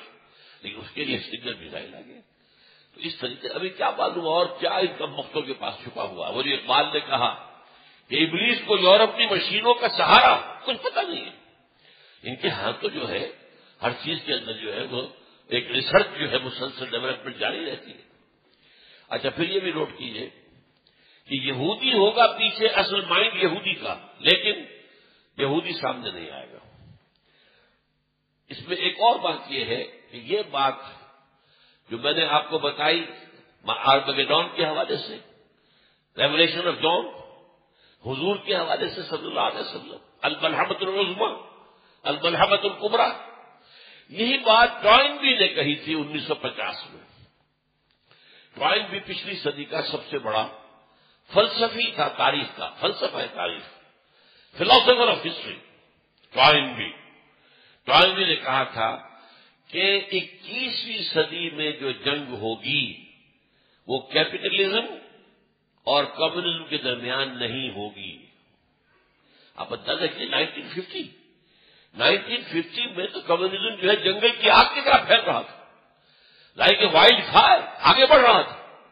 لیکن ظاہر بات ہے کہ فلسفی تو دیکھتا ہے نا کوئی نتائج کو، کیا اصول ہے، کیا کمزوریاں ہیں، اس لیے اس کا جملہ بڑا پیارا ہے، because communism will not be able to sustain itself, communism اپنے آپ کو برقرار نہیں رکھ سکے گا، اس کے اندر بہت سی چیزیں فطرت کے خلاف آ چکی ہیں، اور فطرت کے خلاف آپ چلیں گے مار کھائیں گے، عہدے گریں گے، because communism will not be able to sustain itself. The real war in the 21st century will be fought between the Christians and Muslims. یہ بات آئی سامنے۔ اب نظاموں کی جنگ نہیں ہے، اب مذہبوں کی جنگ آ رہی ہے۔ پچھلی جنگ کیا تھی؟ جو کولڈ وار جاری رہی ہے 40 برس تک، وہ نظاموں کی جنگ تھی، ایک طرف کیپٹلزم، ایک طرف کمیونزم۔ حالانکہ دونوں طرف عیسائی تھے، روسیوں کا مذہب بھی عیسائی، یورپین کا مذہب بھی عیسائی، امریکنوں کا مذہب بھی عیسائی ہے، لیکن وہاں کیا تھی؟ جنگ تھی نظاموں کی، کیپٹلزم ورسس کمیونزم۔ ٹائم بھی کہہ رہا ہے کہ اب جو جنگ ہوگی وہ در حقیقت مسلمانوں اور عیسائیوں کے درمیان ہوگی۔ ایک اور بات نوٹ کیجیے، یہ جو صلیبی جنگوں کا سلسلہ شروع ہوا تھا، اس میں جو پہلا دور آیا تھا، جبکہ ہمارے ہاتھ سے بیت المقدس نکلا رہا، 88 برس تک صلیبیوں کا قبضہ رہا۔ 1099 عیسوی سے لے کر 1187 عیسوی تک یروشلم ہمارے پاس نہیں تھا، ہم سے فتح کر لیا تھا صلیبیوں نے۔ اس کے بعد جو ہے 1187 میں پھر جو ہے آپ کو معلوم صلاح الدین ایوبی رحمۃ اللہ علیہ، انہوں نے واپس لیا ہے۔ کھونے والے عرب تھے، واپس لینے والے عرب نہیں تھے۔ نوٹ کر لیجیے اس کو، عرب ختم ہو چکے تھے، اسی وقت ختم ہو چکے تھے، اس لیے 1258 میں تو خاتمہ ہی ہو گیا۔ جو سلطنت عباسی اتنی بڑی سلطنت تھی، 1258 میں ختم۔ آخری خلیفہ کو محل سے کھینچ کر نکالا ہے مستعصم باللہ، اور ایک جانور کی کھال میں لپیٹ کر سڑک پر ڈالا ہے، اور اس کے اوپر گھوڑے دوڑا دیے تاتاریوں نے۔ آسمان را حق مول گر خوب بارد بر زمین بر زوال مستعصم امیر المومنین، بر زوال ملک مستعصم امیر المومنین۔ امام شیخ سعدی نے شعر کہے تھے، آسمان کو حق پہنچتا ہے کہ زمین پر خون کی بارش کرے، اس لیے کہ امیر المومنین مستعصم باللہ کی حکومت ختم ہو گئی۔ یہ وہ دور ہے۔ اس دور کے اندر بھی لیکن وہاں کیا تھا؟ ایک بہت بڑا فرق ہے، نوٹ کیجیے گا۔ اس وقت تک عیسائی یہودیوں کے بھی دشمن تھے، لہذا پہلی صلیبی جنگیں جو 172 برس 177 برس تک جاری رہی، 1095 سے لے کر 1272 تک 177 سال، اور اس میں 10 دور آئے، کوئی فتح ہوئی پھر شکست ہوئی، پھر فتح ہوئی پھر شکست ہوئی، پھر فتح ہوئی پھر شکست ہوئی۔ بڑے بڑے بادشاہ، جو ایمپرر فرانس کا تھا، ایمپرر جرمنی کا خود گیا، اور آخری کے اندر Richard the lion hearted of England. کہاں انگلینڈ، کہاں آپ سوچیے فلسطین، ذرا فاصلہ تو دیکھیے، کہاں کہاں سے پوری عیسائی دنیا، پورا یورپ، یہ جو ہارٹ آف یورپ ہے یہ ہے فرانس اور جرمنی، اور آج یہی یورپ کو جو ہے قیادت کر رہے ہیں۔ برطانیہ کی تو اب کوئی حیثیت ہی نہیں ہے، وہ تو یوں سمجھیے کہ صرف جیسے ایک دولہا کے ساتھ شہبالہ ہوتا ہے، تو امریکہ کے ساتھ آج برطانیہ کی حیثیت یہ ہے کہ دولہا کے ساتھ شہبالہ ہے، اس کے سوا اس کی کوئی حیثیت نہیں۔ اصل یورپ کیا ہے؟ وہ تو ہے جرمنی اور فرانس، اور سب سے آگے جرمنی۔ لیکن اس وقت جو ہے اس جنگوں کے اندر جہاں مسلمانوں کا قتل عام ہوا، وہاں یہودیوں کا بھی قتل عام ہوا۔ لیکن اب جو جنگ ہوئی ہے، پہلے تو میں آپ کو یہ بتا دوں اس کا جینیسس کیا، کیوں ہوئی ہے یہ جنگ۔ صورتحال یہ ہے، 1991 کی خلیجی جنگ کی فتح، اس کا نشہ چڑھا امریکیوں کو، فتح کا نشہ۔ بش سینئر، آپ کو یاد ہوگا، اس فتح کے بعد اس نے کہہ دیا تھا، اندر سے چھپا ہوا ایک راز زبان پر آ گیا تھا، اب نیو ورلڈ آرڈر کا دور آ گیا ہے۔ نیو ورلڈ آرڈر ایک عہد کے دماغ میں ہے، پوری دنیا کی ایک عالمی حکومت جس سے ہمارے ہاتھ میں کنٹرول ہوگا۔ ملکوں کی حدیں جو ہے بس لکیریں رہ جائیں گی، کوئی حیثیت نہیں ہوگی، اصل طاقت ملٹی نیشنلز کے ہاتھ میں ہوگی۔ آج آپ سوچیں تو صحیح، یہ کتنے ملٹی نیشنل کمپنی آپ کے یہاں آ گئی، پینے کا پانی ہم ان سے لے رہے ہیں، غور کیجیے۔ باقی یہ کہ 7 اپ اور یہ اور فلاں ہو، اور یہ تو اور ہے، پینے کا پانی منرل واٹر، ایک گلاس 10 روپے کا یا 15 روپے کا لے رہے، پھر کھانے میں میکڈونلڈ، کنٹکی اور کیا یہ سب یہ کچھ دیر کی بات ہے کہ پوری دنیا پہ ملٹی نیشنل کا قبضہ ہوگا اور وہ ہمارے ہاتھ میں ہوگی، مالیاتی استعمال پوری دنیا کا ہمارے ہاتھ میں ہوگا۔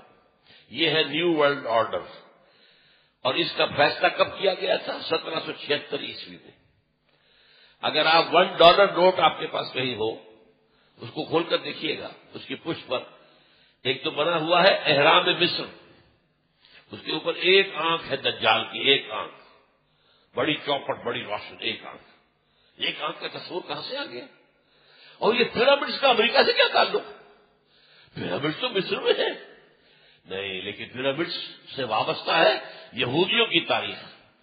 پیرامڈس کی تعمیر کے اندر انہیں بیگار کے طور پر استعمال کیا گیا تھا، ان کے ہزاروں آدمی دفن ہوئے، کچلے گئے چٹانوں کے نیچے، جب چٹان کو گرتی تھی رسے سے کھینچ رہے ہیں، اوپر لے جا رہے ہیں، جو گر گئے تو کیا ہوگا نیچے آپ سوچ لیجیے۔ اور اس کے نیچے لکھا ہوا ہے آرڈس نووس سیکلورم، نیو ورلڈ آرڈر، دنیا کا ہم قائم کریں گے۔ اور 1776 جو امریکہ کی آزادی کا سن ہے، 1776 وہی نیچے لکھا ہوا ہے۔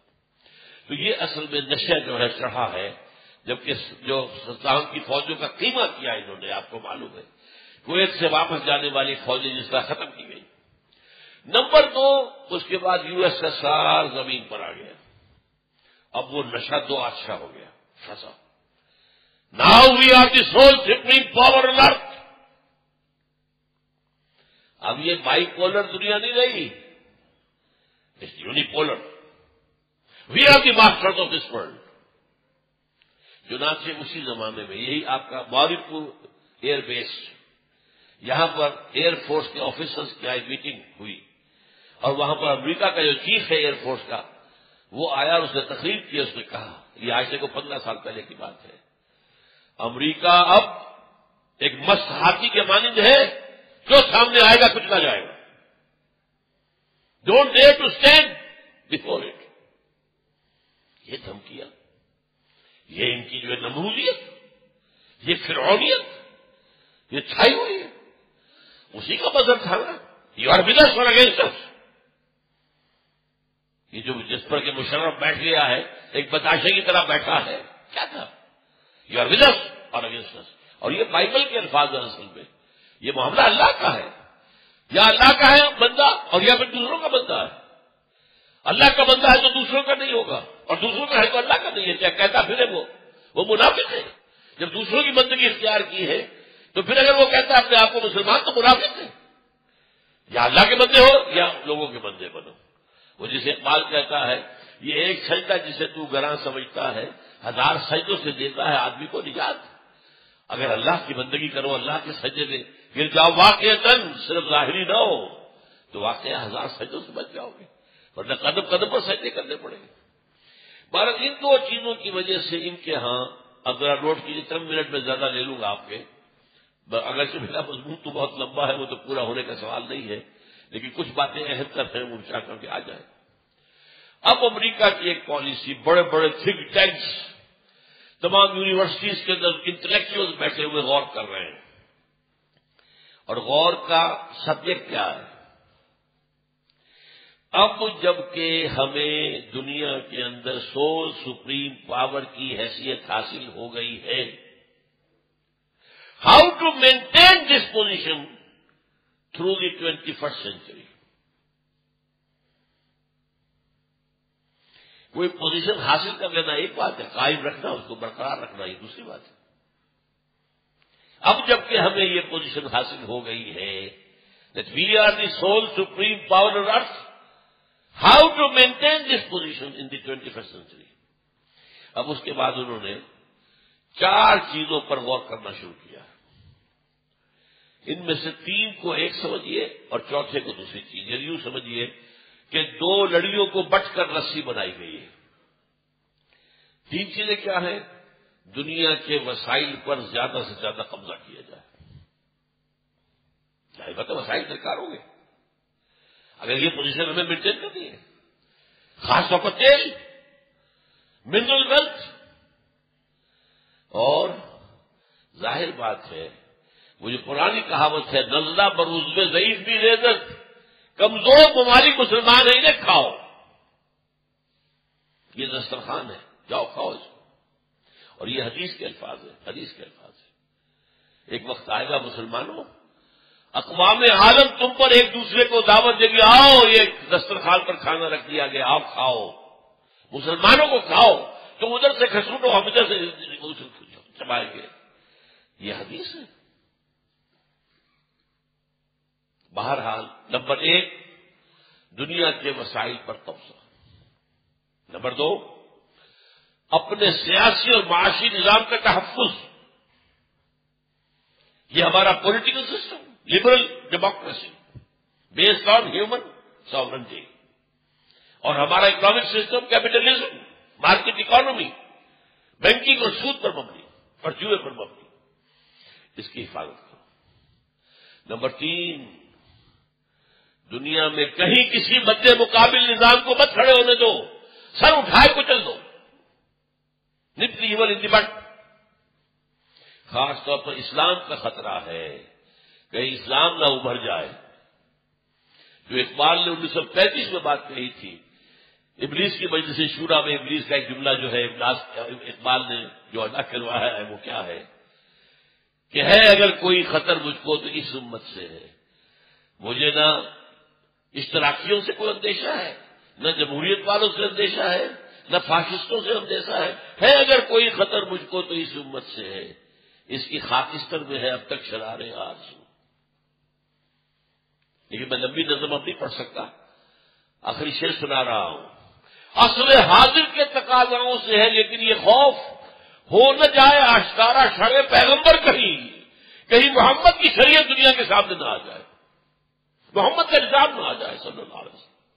ظاہر بات ہے میں نے جو تانے بانے سکھائے ہیں لوگوں کو، یہ اشتراکی نظام اور یہ فلانا نظام، یہ فاشسٹ نظام، یہ نیشنلزم اور یہ جو ہے یہ ساری چیزیں دنیا کے اندر سیکولرزم اور سیکولرزم بجائے اللہ کی حاکمیت، انسانی حاکمیت، یہ سب یہ تو تاروں پود بکھر جائے گا اگر کہیں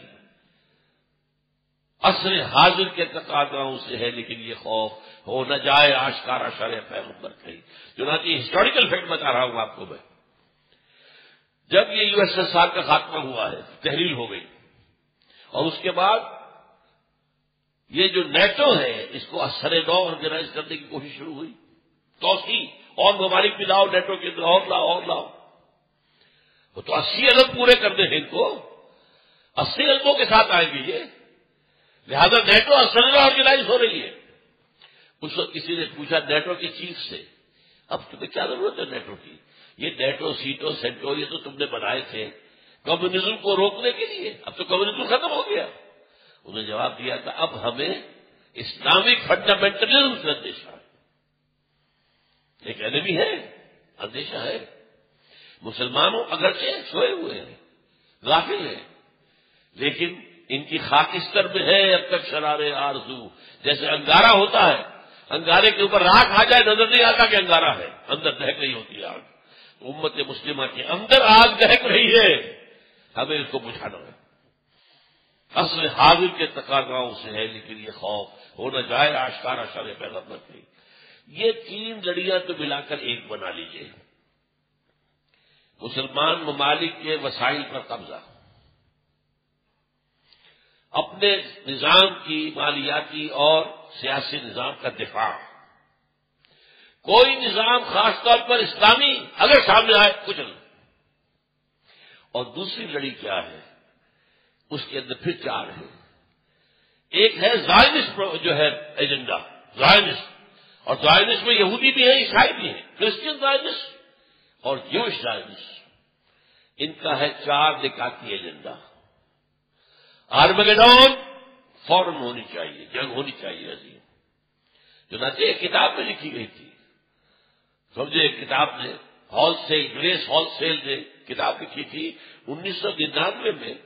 باقاعدہ امریکہ کی جنوبی ریاست سے، ڈنور سے ایک گروپ جا کر وہاں پر انہوں نے مسجد اقصی کے نیچے اسرائیل کے اندر سرنگیں کھود کر اڑانے کا پروگرام بنا دیا تھا مسجد اقصی کو 1999 میں. وہ سمجھتے ہیں کہ مسجد اقصی کو اڑائیں گے تو بڑی جنگ ہوگی، تب مسلمان کھڑا ہوگا. مسلمان کا جوش جو ہے وہ خاص طور پر نوجوانوں کا. لہذا ان کے 4 نکاتی پروپیگنڈے میں پہلی بات کیا ہے؟ آرمگیڈون. اور آرمگیڈون کے نتیجے میں گریٹر اسرائیل قائم ہو جائے. تو جیسا کہ میں نے آپ کو بتایا وہ ہو جائے گا. مڈل ایسٹ کی اس جنگ کے اندر مسلمانوں کو بہت نقصان ہوگا، بہت نقصان ہوگا. بلکہ جو اس میں اندیشہ جو ہے کہ کتنی اموات ہوں گی وہ تو حدیث رہ گئی میری بیچ میں. حضور نے اس جنگ کے اندر جو نقصان ہوگا مسلمانوں کا اس کو 2 طرح سے بیان کیا ہے. حتی ان الطائرہ لا یمر بجنباتہم فلا یخلفہم حتی یخروا میتا. اتنی لاشیں پڑی ہوں گی زمین پر کہ ایک پرندہ جو ہے اٹھتا جائے گا، اٹھتا جائے گا، اٹھتا جائے گا. نیچے لاشیں ہیں. جو مردار خور ہوتے ہیں وہ تو لاشوں پر خوب جائیں گے، لپک کر جائیں گے. لیکن جو نفاست پسند پرندہ ہوتا ہے وہ نہیں جاتا، گندگی پر نہیں جاتا، وہ نہیں اترنا چاہے گا. وہ چاہے گا میں بچ کر کسی طرح نکل جاؤں، لیکن بچ نہیں سکے گا، تھک ہار کر گرے گا اور گرے گا لاش کے اوپر. اور دوسرے الفاظ کیا ہیں؟ فَيُتْعَادُ ابْنُ الْأَبْ كَانُوا مِئَةً فَلَا يَجِدُونَهُ بَقِيًّا إِلَّا الرَّجُلُ الْوَاحِدُ. اس کے بعد حساب کتاب ہوگا، گنتی ہوگی کتنے لوگ مارے گئے ہمارے، تو پتہ چلے گا ایک باپ کے یا دادا کے 100 بیٹے تھے، 99 ختم ہو گئے، ایک بچا. یہ حدیث ہے، صحیح مسلم کی روایت. اور اسی میں یہ بھی آتا ہے انہیں میں کہ یہ ممالک سارے آپ کے ہاتھ سے نکل جائیں گے. یہ عراق، شام، فلسطین، مصر کا جو علاقہ ہے جوشن کا، اور جو ترکی کا جنوبی علاقہ ہے، اور سعودی عرب کا جو شمالی علاقہ ہے، اس میں تبوک اور خیبر شامل ہے. مدینے تک ان کا ارادہ ہے مدینہ لینے کا، لیکن مدینے میں نہیں، اللہ تعالیٰ ان داخل نہیں ہونے دے گا. لیکن جو نقشہ اسرائیل کی کینسر کی پیشانی پر لگا ہوا ہے وہ پورا بنے گا. وہ نقشہ موجود ہے، آج بھی موجود ہے. Protocol of the elders of the Zion 1897 میں انہوں نے یہ نقشہ دیا ہے دنیا کو. ایک سانپ اس کے گرد ہے، اور وہ ان سب علاقوں کو یہ دیکھ کر گریٹر اسرائیل بنائیں گے. کیوں بنائیں گے؟ اس لیے کہ 1.5 کروڑ اسرائیلی دنیا میں ہے. ابھی تو 35 لاکھ آیا ہے صرف. موجودہ اسرائیل میں کتنے ہیں؟ 3 ملین، 3.5 ملین. اللہ کا قسم ہے. وہ کہتے ہیں سارے اسرائیلی جو یہودی اب یہاں لائیں گے. اس کے لیے ہمیں رقبہ چاہیے، ہمیں گریٹر اسرائیل یہ ہم بنائیں گے. اور یہ میں نے جیسا کہ عرض کیا کہ حاصل ہوگا. Number 1 Armageddon, number 2 greater Israel, number 3 demolition of مسجد اقصی اینڈ قبۃ الصخرہ. مسجد اقصی اور قبۃ الصخرہ، پتہ نہیں آپ کو پتہ نہیں معلوم ہے کہ نہیں، یہ اصل میں یروشلم کا ایک ماؤنٹ ہے، ایک پہاڑی ہے جسے ٹیمپل ماؤنٹ کہتے تھے. اس ماؤنٹ کے اوپر حضرت سلیمان علیہ السلام نے معبد بنایا تھا، عبادت گاہ بنائی تھی. وہ اسے ٹیمپل کہتے ہیں، ہمارے مسجد تھی. حضرت سلیمان کے بنائی ہوئی عبادت گاہ جو ہے وہ کیا ہے؟ مسجد ہے. اب وہیں پر جو ہے بعد میں جب سفر شروع ہوا ہے حضور کا بیت المقدس سے، تو جس چٹان سے وہ براق کی جب فلائٹ شروع ہوئی ہے اس چٹان کے اوپر عبد الملک بن مروان نے ایک بہت بڑا گنبد بنا دیا تھا. اس گنبد کے اوپر سونے کی پتری شاہ حسین نے چڑھائی ہے، وہ جو فوت ہو گیا، جس کا بیٹا ہے شاہ حسین جو فوت ہو گیا. اور اسی وقت کہا تھا کہ یہ یہودیوں نے یہ سونا غالباً 35 من یا 35 ٹن، یہ میں کہہ نہیں سکتا، یہ سونا ہمارے کام آئے گا جب ہم ٹیمپل بنائیں گے اپنا. تو وہ جو مسجد عمر تھی جہاں حضرت عمر نے نماز پڑھی تھی وہاں پر مسجد اقصی ہے، اور وہ جو ہے ٹیمپل، وہ جو ہے ڈوم آف دی راک، قبۃ الصخرہ، صخرہ چٹان کو کہتے ہیں، چٹان کے اوپر ڈوم ہے، یہ ہے وہ نقشہ ہے یہ، لیکن کتنے لوگ دیکھ سکیں گے اس کو؟ اس میں دیکھیے جو بڑا ڈوم ہے وہ ادھر ہے، یہ ہے قبۃ الصخرہ، چھوٹا ڈوم ادھر ہے، یہ ہے مسجد اقصی۔ لیکن یہ دونوں ٹیمپل ماؤنٹ پر ہیں، انہیں اپنا تھرڈ ٹیمپل بنانا ہے۔ یوں سمجھیے یہودیوں کا خانہ کعبہ تقریباً 1900 برس سے گرا پڑا ہے۔ 70 عیسوی میں گرا دیا تھا ٹائٹس رومی نے، ہم نے نہیں گرایا، رومیوں نے جو بت پرست تھے انہوں نے گرایا تھا، اس وقت سے گرا پڑا۔ اب انہوں نے بنانا ہے۔ سن 67 میں انہیں قبضہ مل گیا۔ سن 67 سے پہلے ایسٹ یروشلم جو ہے وہ جارڈن کے پاس تھا۔ 67 کی جنگ میں جو ہے انہوں نے جیتا ہے، اسے واپس لیا ہے، اور وہاں پر وہ اب اسے گرانا ہے۔ یہ ہے third Armageddon number 1، great Israel number 2، اور ڈیمولیشن آف مسجد اقصی اینڈ قبۃ الصخرہ and construction of the third temple.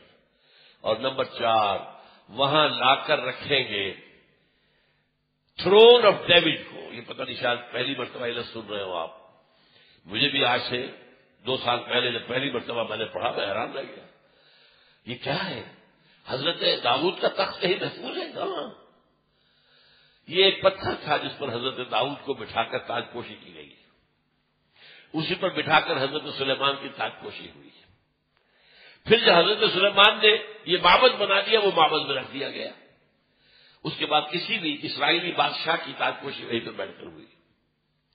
جب ٹائٹس رومی نے سن 70 عیسوی میں گرا لیا ان کے ٹیمپل کو، وہ پتھر لے گیا، وہ پتھر روم گیا، روم سے آئرلینڈ گیا، آئرلینڈ سے اسکاٹ لینڈ آیا، اسکاٹ لینڈ سے برطانیہ میں آ گیا، انگلینڈ میں آ گیا، اور انگلینڈ میں 14ویں صدی عیسوی میں اس پتھر کو ایک کرسی کی سیٹ کے طور پر لگا کر یہ تھرون بنا دیا گیا۔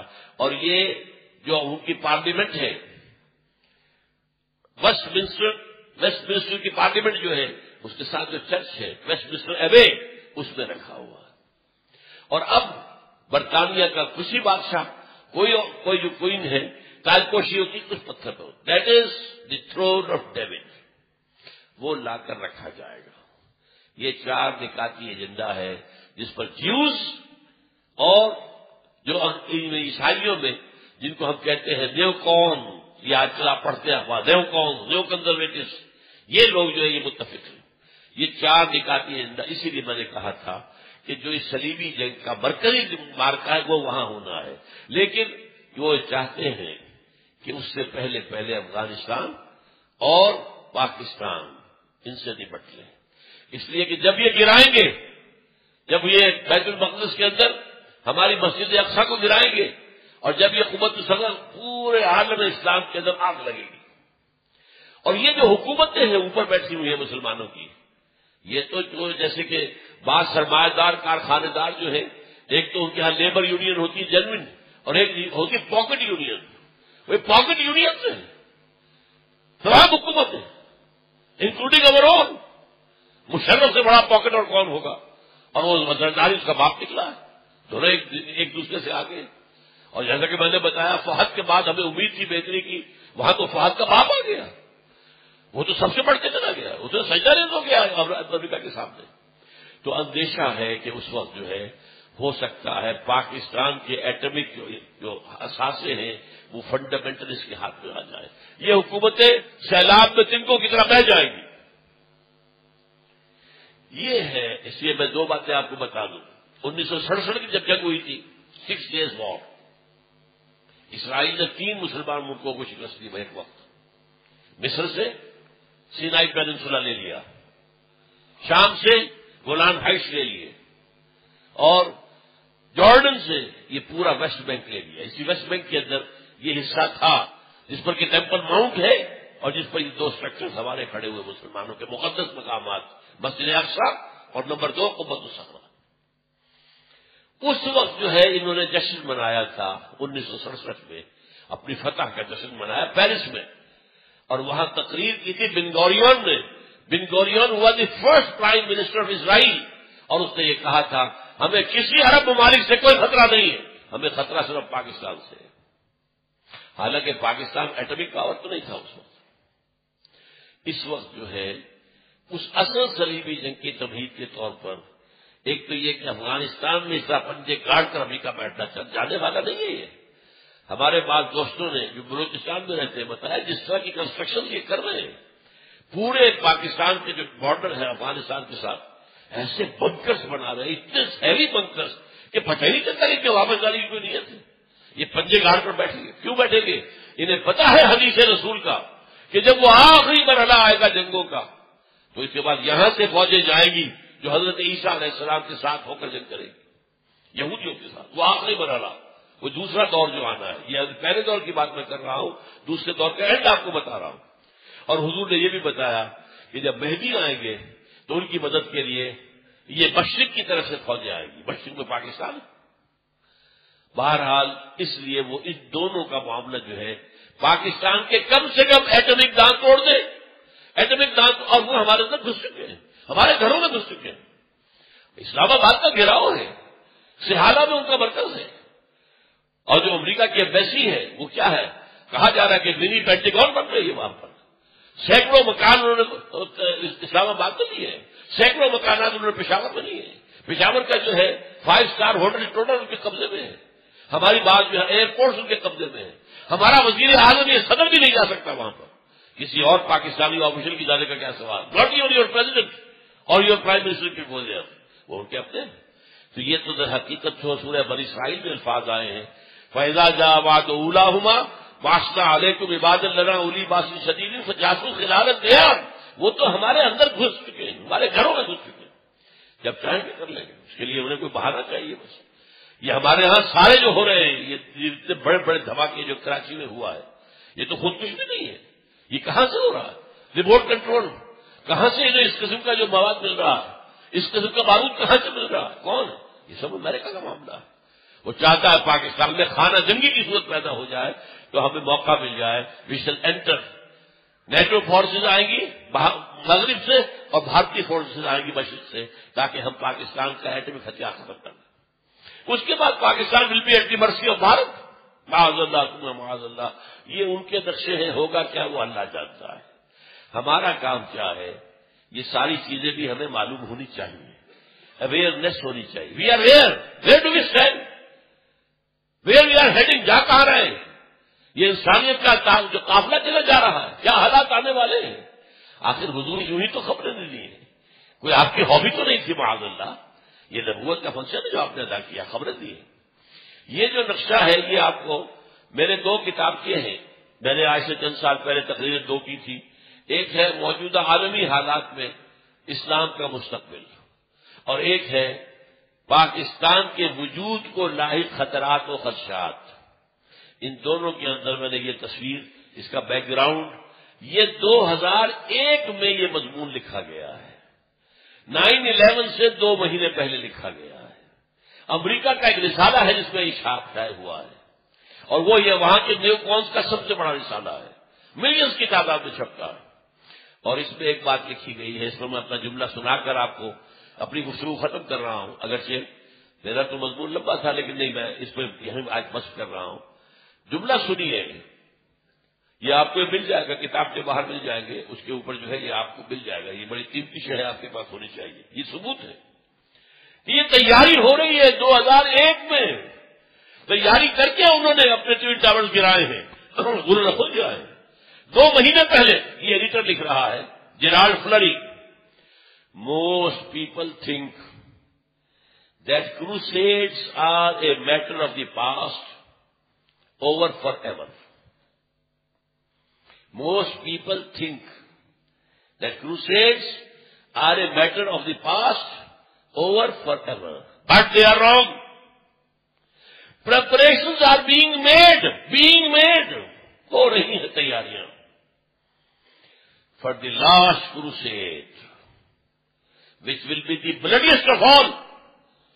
آخری صلیبی جنگ کی تیاریاں ہو رہی ہیں جو کہ خونریز ترین ہوگی، وہ جو 170 برس کے اندر جو بھی ہوئی تھی خونریزی، اس سے کہیں بڑھ کر خونریزی جو ہے اس آخری صلیبی جنگ میں ہونے والی ہے۔ ادھر ہم جا رہے ہیں، ادھر جو کچھ ہونا ہے. لیکن پھر میں عرض کروں گا وہ حصہ میرا اس وقت بیان میں نہیں آ سکتا. ہمیں کرنا کیا چاہیے یہ ایک علیحدہ بات ہے. بہرحال اس پر میں نے باتیں بہت دفعہ کی ہیں، میرے ان کتابوں میں بھی موجود ہے. جو بھی آج کی تشنگی رہ گئی ہے وہ آپ ان کتابوں کے ذریعے سے، ان پیمفلیٹ کے ذریعے سے پوری کر سکتے ہیں. اقول قولی ھذا واستغفر اللہ لی ولکم ولسائر المسلمین والمسلمات.